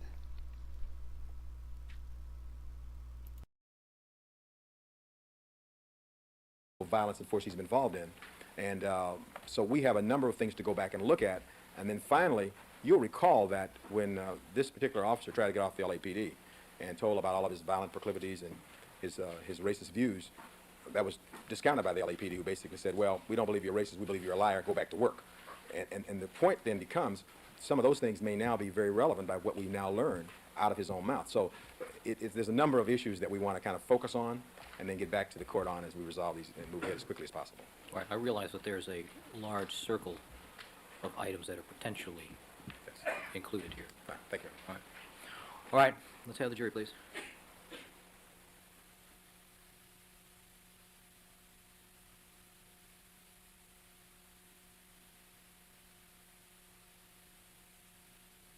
I did it again, though. I didn't count the fast forwarding. We do seem to fast forward a bit. You that there may be some other delays later this week, as I have some other issues I need to deal with. All right, we have Dr. Frederick Reeders back with us. Good morning, Dr. Reeders. Good morning, Your Honor. All right, would you take the witness stand, please? All right, the record to reflect that Dr. Frederick Reeders is again on the witness stand. And ladies and gentlemen, if you recollect, on July the 24th, Dr. Reeders presented his direct testimony under questioning by Mr. Blazier. And on July the 25th, we started the cross-examination by Ms. Clark. And because of Dr. Reeders' other commitments, he had to interrupt his cross-examination completion of his testimony, and we are going to conclude his testimony this morning. Having said that, good morning, Dr. Reeders. Good morning, Your Honor. Doctor, you're reminded, sir, you were still under oath, and Ms. Clark, you may continue with your cross-examination. Thank you, Your Honor. Good morning, ladies and gentlemen. Good morning. Good morning, Dr. Reeders. When we left off on your testimony on July 24th, sir, we were talking about the sconce case, a case in which the victim they were attempting to determine whether or not the victim died of natural causes or of oleander poisoning. Do you recall when we were discussing that, sir? I wasn't trying to determine whether he died of natural causes. I was trying to determine Sir, whether could you please listen to my question of the objection motion to strike as non-responsive? All right, stricken, jurors to disregard. Ask the question again. Do you recall that we were discussing that topic when you last testified on July 24th, sir? That's not the way I recall it. All right, he's indicated that's not how he recalls it. Next question. Do you recall that you were asked to test some tissues to determine whether or not the victim died of oleander poisoning in the case of People versus Sconce back in 1988? That's not the way I recall it. What do you recall? I recall that Dr. Baselt asked me to corroborate or negate analyses which he had done for a coroner to determine whether or not oleander constituents were present in tissues. And what was the point of doing that? For the authorities to decide whether or not this was a natural death or not, All right, and that's precisely or what to I... help them to decide. All right, and the reason that you were asked to do that, sir, is to provide scientific evidence that would indicate whether or not the victim had died of oleander poisoning or of natural causes. Isn't that true? That was the apparent intention of the DA, yes. And so you did perform those tests on tissues back in 1988, correct? I performed the analysis in 1988, that's correct. And you performed the analysis on tissues that were recovered from the 1985 autopsy, correct? That had been in the freezer since 1985, right. Is it your testimony, sir, that it had been in a freezer since the time that those tissues were taken in autopsy in 1985? That's what Dr. Lovell told me, yes. Sir, do you recall performing some of your testing on the fixing fluid known as formalin? Yes, And that fixing fluid is used to preserve tissues that are refrigerated and not frozen. Isn't that correct? that fluid is used on tissues which may not even be refrigerated, which are kept in a glass jar in storage for making sections. But the tissues that Dr. Lovell sent me, or rather that Dr. Basil sent me, because I got them from Dr. Basil, according to him and Dr. Lovell, had been kept frozen. And they were kept frozen in the fixing solution called formalin? No. Then why were you testing formalin for the presence of oleandrin? I think that that was in addition to tissues. I don't remember why, but the formalin that I received evidently had been in contact with the tissues because I believe it turned out to have oleandrin in it. I'm not sure about that. It's one of the pieces that goes with the case. That's all I recall, can tell you. What would be the purpose of having formalin? Why would you have formalin if the tissues were frozen? Because the formalin would reflect the environment of tissues that were kept in formalin, I assume, or else the formalin was material used for embalming the body. I don't recall. Either one happens all the time, that with old cases one gets a sample of formalin, either from tissues, from wet tissues as they call it, or from the embalming fluid. Is it your testimony, sir, that they put tissues taken from a victim at autopsy into formalin and freeze it in the formalin? No, I didn't say that. All right, so if you had formalin fluid Excuse me, I made it very clear before that the tissues that are put in formalin are usually kept on the shelf, not even refrigerated. then the fact that you tested formalin fluid from the tissues taken from the victim in the sconce case would indicate that they were not frozen right away, wouldn't it? It doesn't indicate anything except that I got some formalin, which could have been embalming fluid, or it could have been formalin in which tissues were fixed. Nevertheless, you did test the tissues and the formalin that was recovered from the 1985 autopsy, correct? Let's refresh my memory.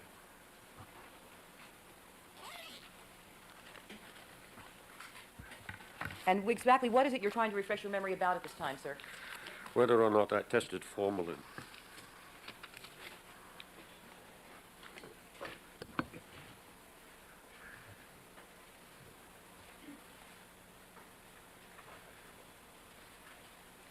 And the file that you're looking through, sir, is that your file from the sconce case?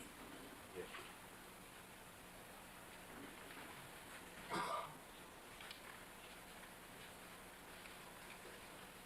What's left of it? You don't have the entire file there? Not here, no. Where do you have the entire file, sir? The entire file, or the rest of all kinds of extraneous things in addition, is in the hands of Mr. Bliss. Mr. Blazier? Yes. And when did you give Mr. Blazier this file, sir? When I got it, Sustain. Your Honor, I'd like to... This is far afield about formalin and whether or not it was tested. I'll withdraw the question, Dr. Reeders, about formalin. All right, Yes. next question. I analyzed it as fixing fluid. That's what it was. Okay, and that's formalin, isn't it, sir? Fixing fluid? In this case, yes, there are the fixing fluid. So you did analyze that in this case. And that would tend to indicate to you... Never mind, strike that. When you got the tissues, sir, were they frozen? Yes, And I did- got the tissues I got as homogenates and as blood. They were frozen. They were shipped to me frozen by Dr. Basil. And you maintained them in a frozen condition, did you? Yes. And then you... For sampling. All right, and you performed 3 tests, correct? The radioimmunoassay, fluorescence spectrometry, and thin layer chromatography, correct?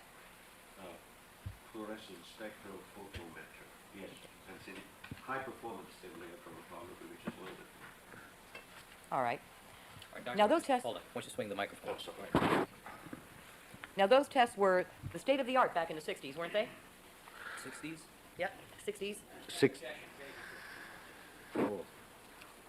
What's the relevance of the 60s? This is test done in the late 80s. I know, Your Honor. Proceed. And we, No, proceed. that's the point. Proceed. Actually, in the 60s, Wait, I'm sorry. wait. Proceed. Do you recall, when you began practicing as a toxicologist, that was in the 50s, is that correct, sir? In the 40s. In the 40s. And in the 60s, what was the state of the art testing? Sustained. All right. When you performed those tests, the result you got was positive for the presence of oleandrin, correct? Yes. And oleandrogenin. And oleandrogenin. All right. Now, the presence of oleandrogenin is an important fact, is it not, sir? In the identification, yes.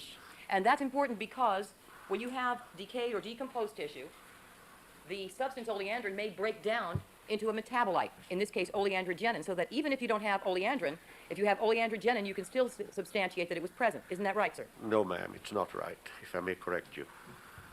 Well, if it's not right, sir, then let me ask you another question. Well, let me explain, if I may. Wait, no, hold on. He can answer the question. Answer the question, doctor. Go ahead. I said, no, that is incorrect. May I explain what is correct?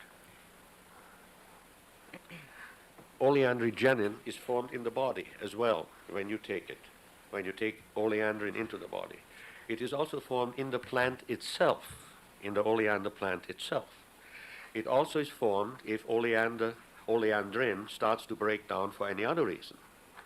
So in this particular case, the issue was not whether this was a decomposed tissue, but whether or not there were compounds present which would give a pattern, which is more important than just a single compound, that is consistent with and therefore corroborative of having originated in oleander constituents.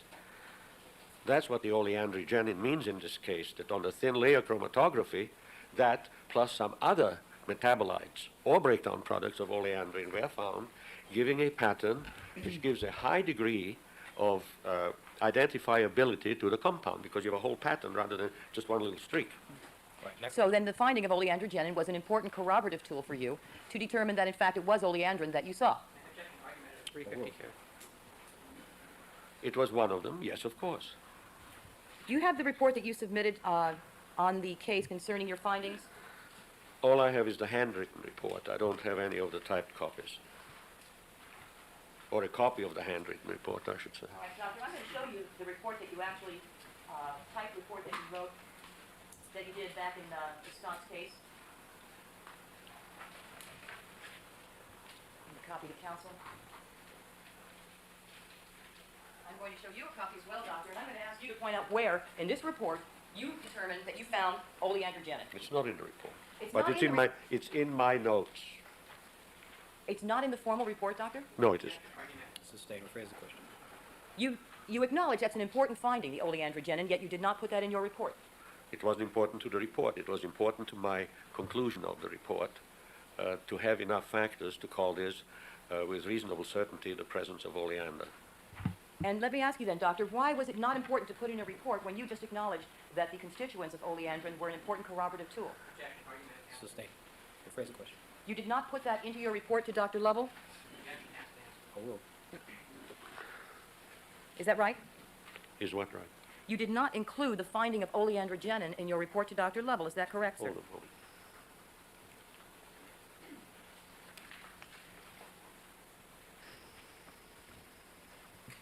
That is correct? Now, Dr. Lovell, he was a coroner back then. Is that correct? That's correct. Pathologist. and Pathologist. And he had signed off on the report back in 1985 in which his medical examiner, Dr. Holloway, determined that the victim died of natural causes, actually from a fatty liver disease, correct? I don't have any of that information. Foundation. Doctor, Indicate he has no other information. did you read the autopsy report created by Dr. Holloway back in 1985? I don't recall, and I don't have a copy of it. You don't recall? Did you remember testifying in the Sconce preliminary hearing, do you not? Yes, I remember testifying in it. And you recall testifying that you had in fact read that autopsy report. I don't recall it, but if the transcript says so, then I did. I'm telling you, I don't recall. Would it refresh your memory, sir, if I were to show you a page from that preliminary hearing in which you Possibly. acknowledged that you read the autopsy report? Well, I don't deny that I read it. I don't recall that I read it, and I don't have a copy now of the autopsy report. That's all I told you. Well, then let me show you a copy of the autopsy report, sir. Sustained. It's irrelevant.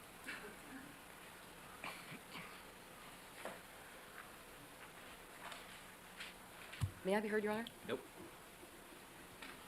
Were you aware at the time that you did your testing, sir, that there had already been an autopsy report prepared in which it was written that the victim died of natural causes? No foundation, irrelevant. Sustained. Sir, when you testified at the preliminary hearing, you recall testifying that there had been an initial determination that the victim died of natural causes based on the autopsy report, correct?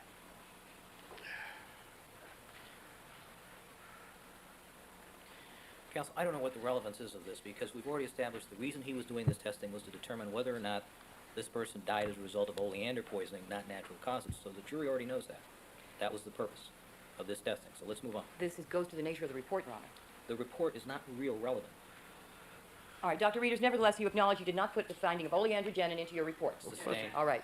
You did put it, however, in your notes. Is that what your testimony is? It was part of the thin layer observation, important part of it, just like in the paper that we wrote. Can you show me the notes that you're referring to? Well, maybe.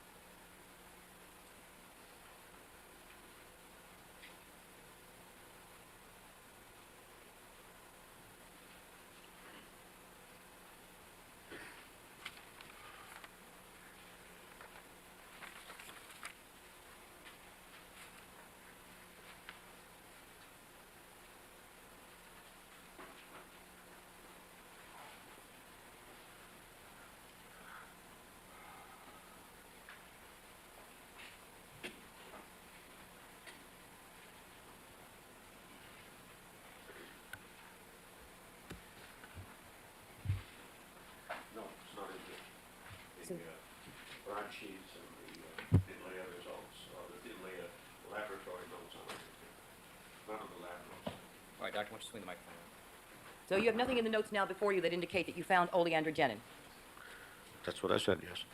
And in your testimony at the sconce preliminary I have hearing, nothing in my notes of what of the actual description of the thin layer plate. and you recall testifying at the preliminary hearing in the sconce case, sir, you never mentioned the finding of oleandrogenin, did you? I don't recall. I may not have. And if we take time over the break and I let you review the testimony that you have in the sconce matter, you can refresh your memory as to whether or not you did, in fact, testify to that finding. And ask to Sustained. approach. No. Sustained. It's irrelevant. Okay, Dr. Reeders? Do you recall having a conversation with a man by the name of Dr. Brian Finkel in Anaheim back Yes. in 1990? Yes. And that man was a toxicologist for the defense in the sconce case, is that correct? Yes. And you recall telling him that you found one spot on your thin layer chromatography which would indicate you only found oleandrin and not oleandrogenin. Absolutely not. I have a rather clear recollection of my conversation with Brian, and that is not what I told him. So if he came and told us that, sir, that would be incorrect. Is that your testimony? Objection, improper question, argument. Overruled. If that's what he told you, he's mistaken. Or else. All right. Now, you turned in your report indicating the finding of oleandrin, correct? The quantitative finding of oleandrin, yes. And after that, you testified at a preliminary hearing in October of 1990 concerning your finding, and that was concerning your finding of oleandrin in the body of the victim, correct? That's correct. And shortly after that, the defense and the prosecution agreed to do retesting. Do you recall that? I don't know how shortly afterward it was afterwards, yes. Well, you testified in October of 1990. The defendant was held to answer, and the testing began in the beginning of 1991. Does that sound about right to you? I thought it came in April of 1991. Because when we met in, I think, Anaheim, and Brian Finkel and I went over what I still had left, they hadn't done the testing yet. They hadn't contacted the testing people yet.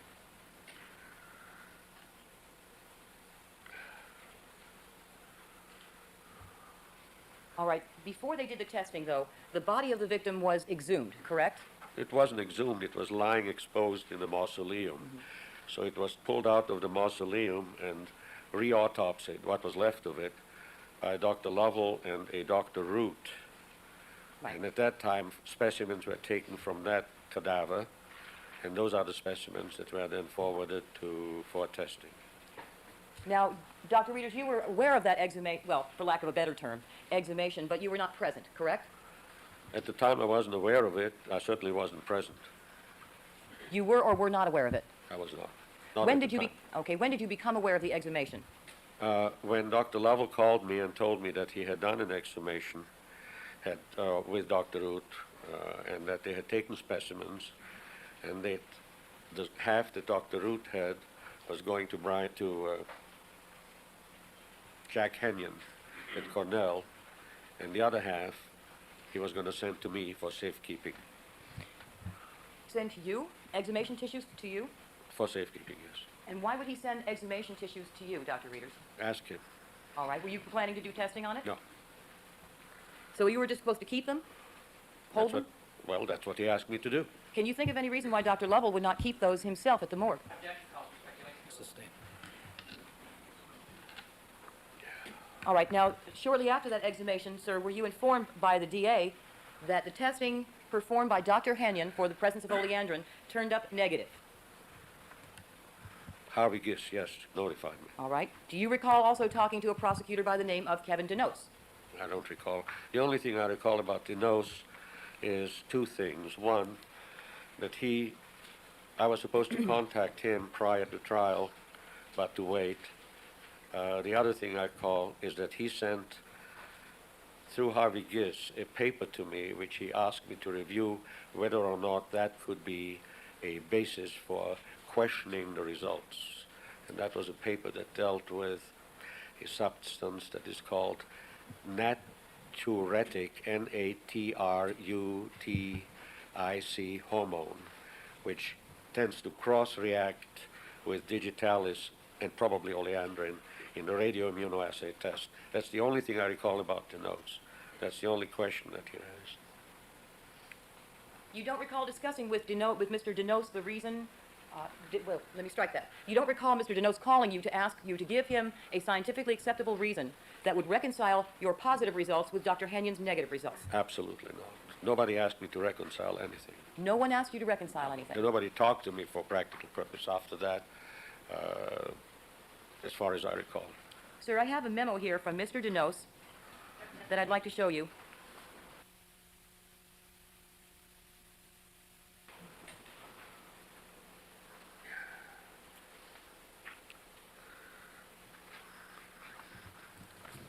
Let me direct counsel to page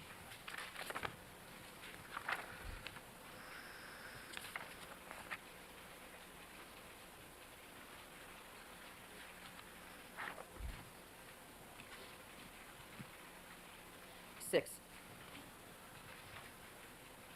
Bottom of page 6, going up through all of page 7. All right, this is a memo from Mr. Janos to Dr. Reeders. Yes, Your Honor, I asked it to be marked next in order. No, this is to his boss, Michael Bradbury. Wait, it's a memo from Janos to Bradbury? Right. It's a memo from Kevin Denos to Michael Bradbury and Harvey Giss, All right, in which okay. people's next in order. I object and ask for approach. All right, with the court reporter.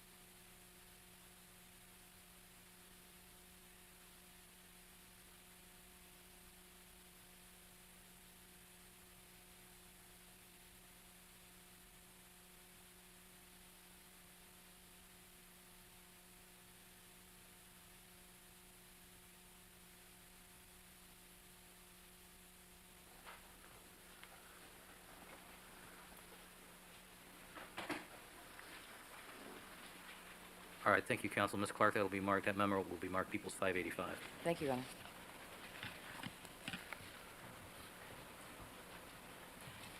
Now, Dr. Reeders, is it your testimony that neither Mr. Giss nor Mr. Denos, neither of the prosecutors ever asked you to reconcile your positive findings with Dr. Henyon's findings?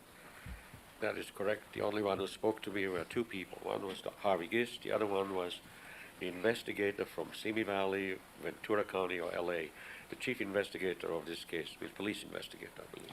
Those were the only two people who spoke to me, neither of which asked me to reconcile it. Quite to the contrary. If I may, I can tell you what they did, what I was told. Well, we can go back to that if you want, Doctor. Right now, let's try to finish. Dr. Reeders, it's my question to you is only this. After Dr. Henyon's results came out, found no oleandrin, You're right. is it your testimony that no one asked you to reconcile the difference between your finding and his? Is that your testimony? That is absolutely the correct thing. I'm going to show you, you have no memory of that whatsoever. None whatever that anybody asked me to reconcile. All right, Doctor, I would like to show you this memo written by Mr. Denos. And tell me if the representations he makes concerning statements made by you refreshes your memory and is true or false.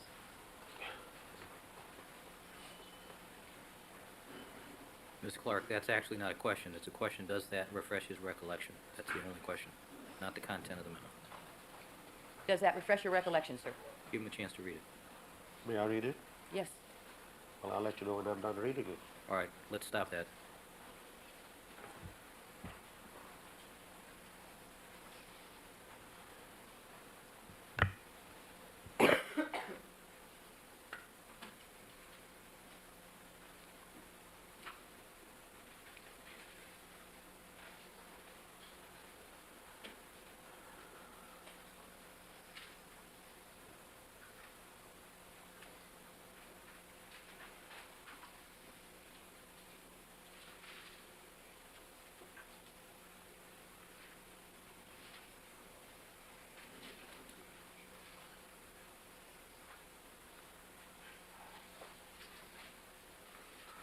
All right, I'm finished reading it. What's your question?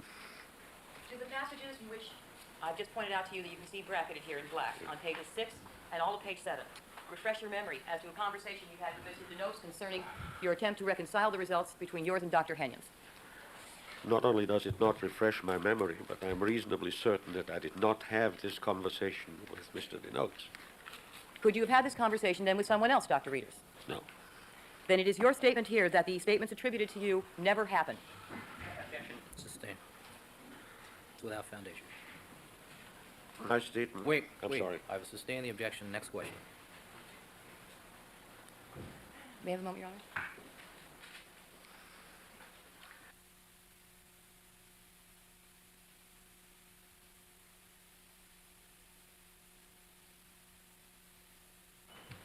Then you offered no explanation to anyone back in 1991 to attempt to reconcile your results with Dr. Henyon's.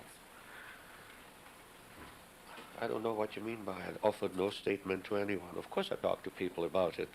And I pointed out that his test had nothing to do with my test. He tested pieces of fish-like and rotten meat-like leftovers from a body that had lost more than a half of its weight in decomposition taken years later than the specimens that I had tested. And to expect a positive result in a case like this is very much wishful thinking.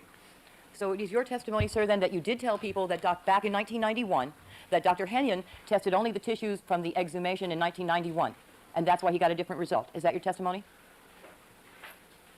We both tested tissue, I'm sorry, from 1991. I don't know what else he tested. I don't see anything else in there except maybe the formalin fluid that, I don't know whether he tested that, but he tested tissues that Dr. Lovell had obtained from the decomposed remains of waters. That's what he tested. It's in the report. All right. In your opinion, then, sir, is it your testimony that back in 1991, you spoke to people and you told them that the reason his negative result occurred is because he tested the older, more decayed tissues removed in 1991? Is that your testimony? I told him what he did and what I did, and that about to find anything in those tissues was wishful thinking, yes. My staff I talked to. So your answer is, sir, yes, you told people in 1991 that Dr. Henyon tested the tissues recovered from the victim at the exhumation in 1991, and that's why you got different results. Is that your testimony? That's my recollection, yes. And who is it that you told that to in 1991? My staff. Calls for hearsay. Sustain. Sustain.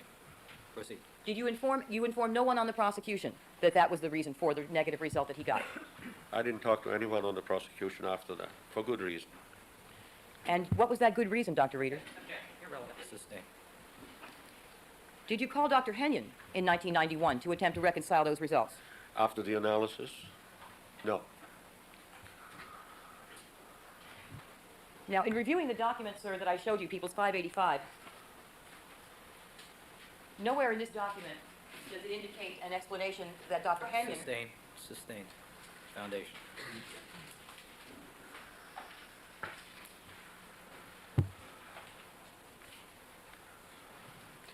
Doctor, would you agree that the testing of older tissue that was substantially decayed that gave a negative result for poison would be a scientifically acceptable basis to explain the discrepancy in results? Would you repeat that, please? Yes. Would you agree, doctor, that the explanation that Dr. Henyon tested the older, more decayed tissue would explain in a scientifically acceptable manner the reason why he got negative results and you got positive results? Certainly. And that explanation would reconcile the difference and remain and allow your findings to remain valid, wouldn't it? As valid as they were before. Yes.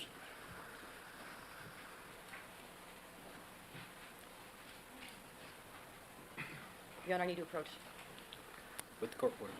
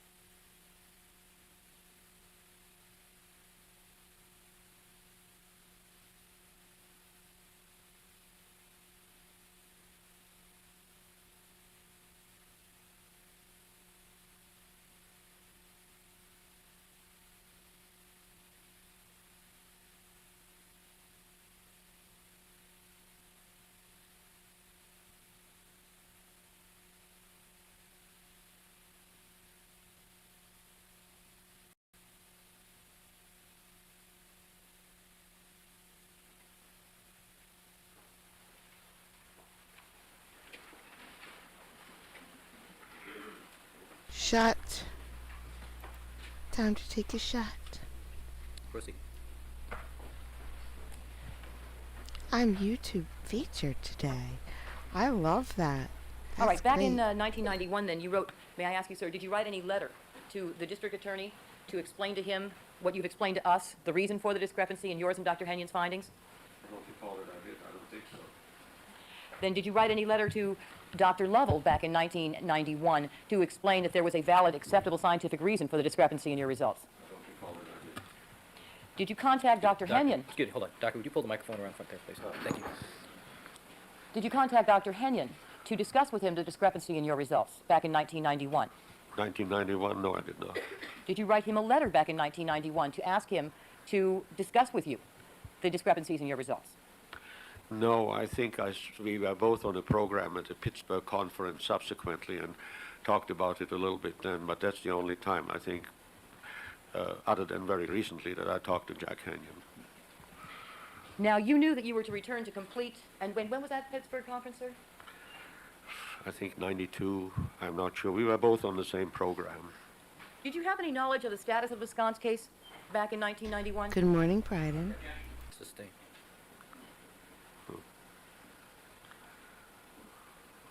Okay. All right, you knew you were to return to this board to complete your testimony today, August 14th. Is that right, sir? Yes. And you called Dr. Henyon on Friday, August 11th, this past Friday, did you not? Yes. And you called him for the purpose of discussing his findings in the sconce case. Isn't that correct? No. You called him to discuss what tissue he had tested in the sconce case. Isn't that correct? No. You called him to get him to agree that he tested the exhumed tissues and not the autopsy tissues. Isn't that correct, sir? No. Did you discuss with Dr. Henyon on this past Friday, August 11th, what tissues he had tested back in 1991? It came up, yes. And that was the first time you'd ever called Dr. Henyon. Isn't that correct? Yes. And you tried to get him to say that he had tested exhumed tissue and not the autopsy tissue that you tested. Isn't that correct, sir? Objection. Form of the questions, argumentative. Sustain. Rephrase the question. Did you tell Dr. Henyon that you believed he had tested the exhumed tissue and not the 1985 autopsy tissue that you tested? I didn't tell him I believed that. I told him that that's what was in his report then, which I had in front of me. He didn't have his in front of him.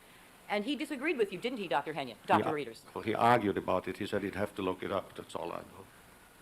Isn't it true, Dr. Reeders, that he told you that his notes and his memory, he recalled distinctly that he had tested 1985 autopsy tissues? Didn't he tell you that, sir? I don't believe he told me that. I told me he thought he might have tested other tissues and he would check it out from his report, which I have here. You don't recall him telling you that he did in fact test the autopsy tissues? He told me he thought he might have and he'll check his report. Did you also ask him to sign an affidavit to the effect that he tested only the exhumed tissues and not the autopsy tissues? No. I asked him to verify what was in his report in an affidavit, current affidavit, and to add to it also, which is in his report, that oleandrin is not a substance which is resistant to degradation by putrefaction, which he agreed. But he didn't agree to write an affidavit, but he agreed that it was, as he did in his report. Isn't it true, Dr. Reeders, that he refused to sign the affidavit because it was not true, because he did test tissues taken from the 1985 autopsy? Absolutely not. He said he didn't want to have anything to do with you or me or anybody else in this case. He was sick and tired of it. That's what he said. Sir, did he tell you that he'd spoken to me? He said he'd been pestered by the prosecution from hell to breakfast. I'm quoting him. Is that... Dr. Reeders, you wanted to convince Dr. Henyon that he had tested older tissues, because if that is not the case, then the explanation you gave to this jury is wrong. Isn't that correct? Maybe had one question at a time. I did not try to persuade him anything, and so that the second part really isn't relevant to this. All right, let's wind up this area real quick.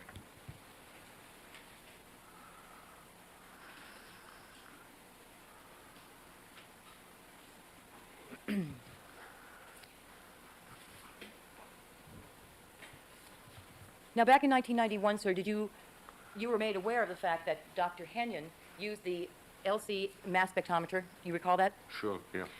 And in matter of fact, at the preliminary hearing, didn't the defense attorney cross-examine you as to whether or not you thought the mass spectrometer could be used I to don't- test for oleandrin? Objection, irrelevant.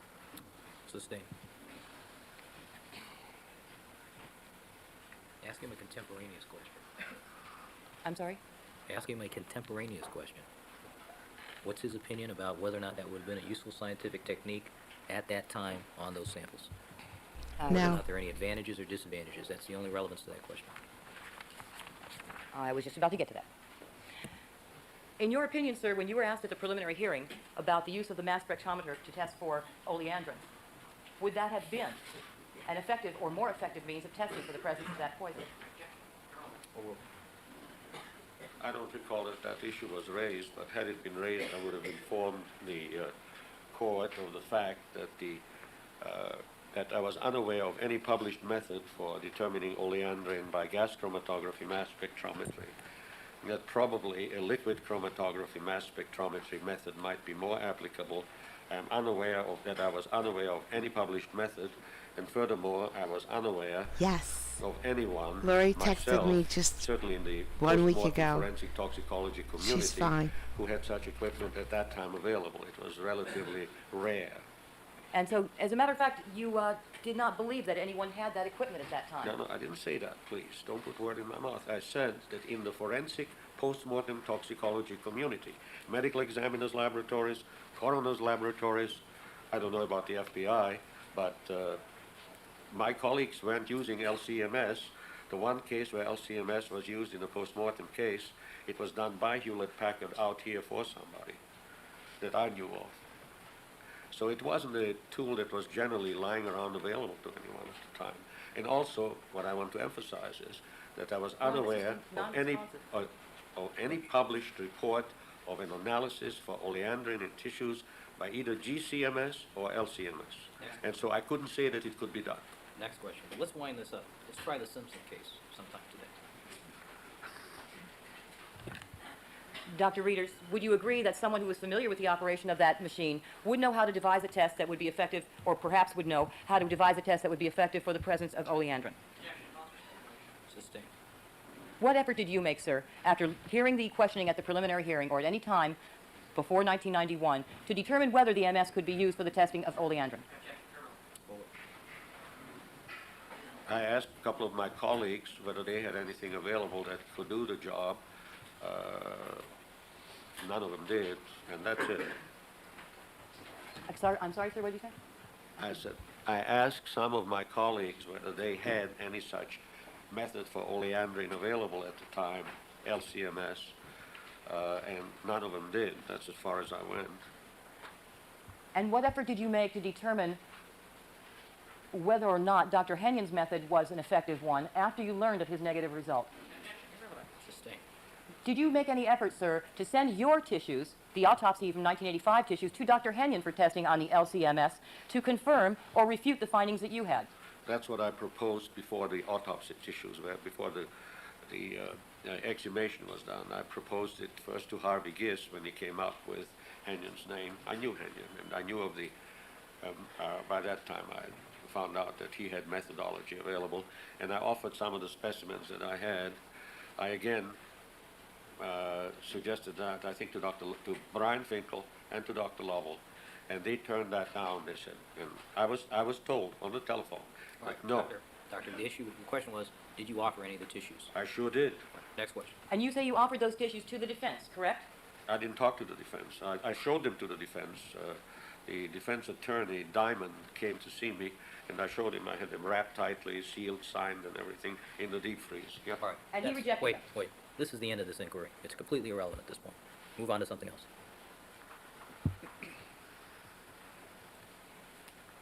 All right, Dr. Reeders, in this particular case, you did not do any testing on any of the evidence. Is that correct? On what? In this case, in the Simpson case, No. did you do any testing on any of the evidence? No, I didn't. You just interpreted the tests that were done by Agent Martz, correct? That's correct. And those tests were performed on equipment that you have never operated, correct? Yes. Asked and answered, asked and answered, asked and answered. Now, with respect to the finding on the gate, you indicated that you found the single parent and single daughter ion, correct? Testimony. Oh, I'd have to refresh. I have to see what he had, whether he ran a chromatogram where he ran, whether that's the one where he ran all three or whether it was on the sock. And where, in my opinion, it showed the third order ion as well. I don't know whether it was this one or the other one. All right, let me just ask you this. With respect to the single parent and single daughter ion, would you agree, sir, that there may be other compounds that are not EDTA that have that single parent and single daughter? Possible. I don't know of any. I'm sorry? I said it's possible, I don't know of any. I couldn't find any either. And isn't that also what you said in the scones case? Beg pardon? Isn't that also what you said in the scones case? I don't know what you're talking about. When you were asked whether it could have been another compound besides oleandrin, you said it could be, but you don't know what that would be. Isn't that right? Probably, yeah, that's true. I'm going to show you a copy of the report you prepared in this case.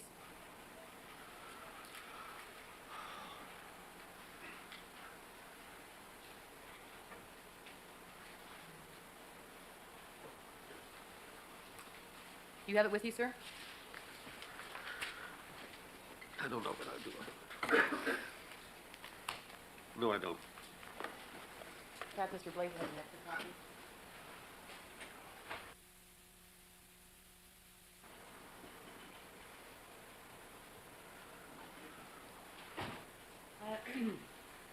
Going to mark this as People's 586? 586. Don't we already have this report marked? I don't think so. All right, 586.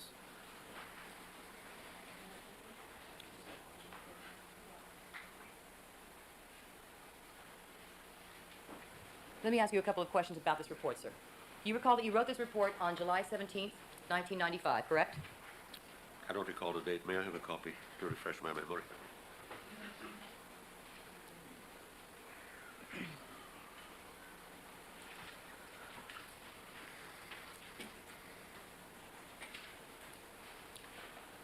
Mrs. Robertson, would you make an extra copy, please?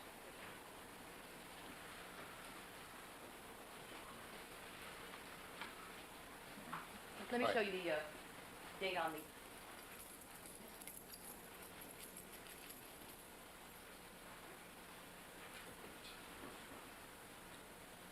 All right, you see the date, sir? And the name, Mr. Glazier? Yes.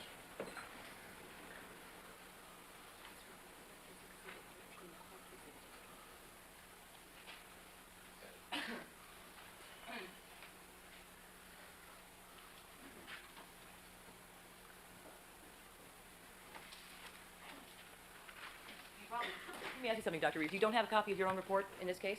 Not anymore. I thought you were going to examine me on the sconce case today, so I brought the file with me.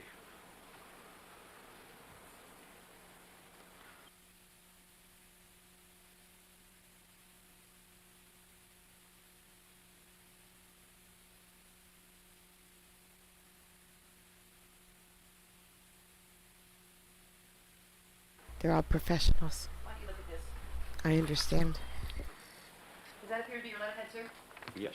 And does that appear to be the report that you wrote for your findings in this case? Yes. And is that dated July 17th, 1995? Yes. And then would that be the date that you wrote the report? Yes. Now, that report was an accurate summary of your findings. Is that correct, sir? Yes. And you received the graphs of the test done by Mr. Martz, you indicated, I think, back in March of 1995. Sounds about right. How many hours did you spend reviewing all those charts, sir? Endless hours. Can you tell us how many? Well over 50, I know that. You billed for your time, did you not, sir? Some of it. And how much time did you bill for? I may have billed a total of 15 or 20 hours. Out of the more than 50 that you spent? So you basically donated half your time in this case? No.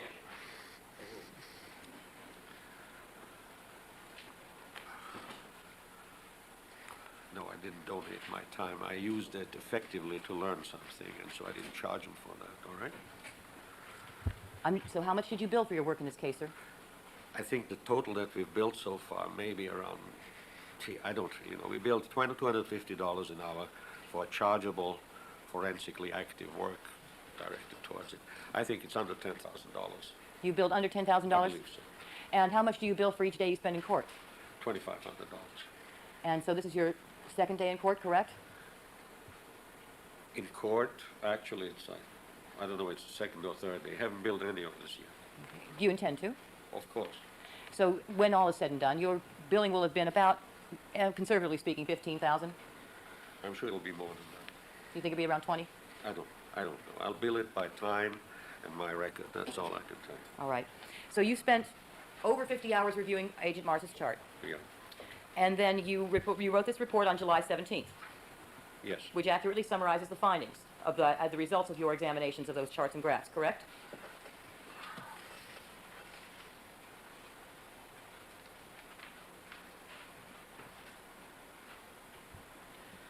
It's my opinion and not findings. He made the findings.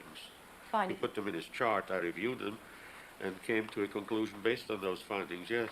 All right. And the report summarizes your opinion of his test results, correct? Evaluation and opinion, yes, that's correct. All right, let's look at what your report says, sir. I'm going to direct your attention, this is the first page of your report, to your opinion of the test results on the back gate stain. Specifically, sir, to Roman numeral 3. Your opinion in that paragraph is that you found one daughter ion, correct? And one parent ion that's in paragraph 2. Is that right? No, that's not what I found. I described the one daughter ion in paragraph 3, that it corresponds to the daughter ion of the EDTA standard. Right. And then in paragraph 2, just above it, you Yeah. said you found the one parent ion that corresponds to the EDTA standard, correct? I didn't say I found anything. I said a mass spectral ion corresponding to the parent ion of the EDTA standard was present in the packet. And that was your opinion concerning the gate stain, correct? No, this is a description of facts that were in the packet that I got. This is not opinion. That's just a description. Is that your opinion, It's sir? You looked at the graphs and this is how you interpreted them, correct?